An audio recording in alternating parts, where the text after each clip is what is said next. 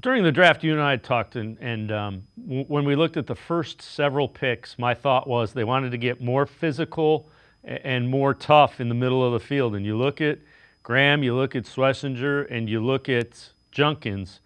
I know they haven't put pads on yet, but I think that's going to bring some toughness to the middle of the football field.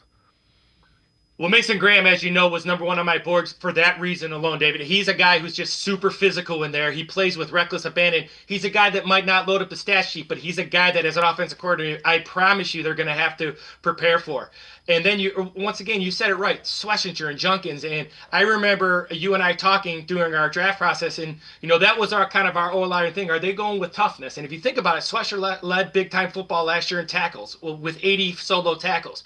You got Junkins, who's not only a thumper, but he can run really well too, and he proved that me in camp. So he's actually much better than I even thought. I did not give him as much credit in terms of his physicality that I should have, because he can break away and he can break tackles. So now you're playing to the strengths of this defense, right? You're going to run the ball. You're going to win first down, right? You got 2nd and 5, 2nd and 6. Now you can throw the ball. You can run the ball. You shorten the game. You force the other team. If you can score a couple touchdowns, you force the other team to throw a little bit, which plays into these pass rushers.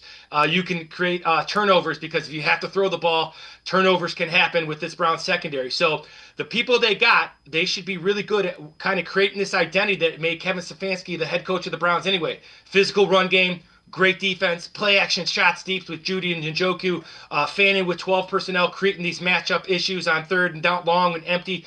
They're going back to the identity that made Kevin Stefanski successful and got him the job in Cleveland.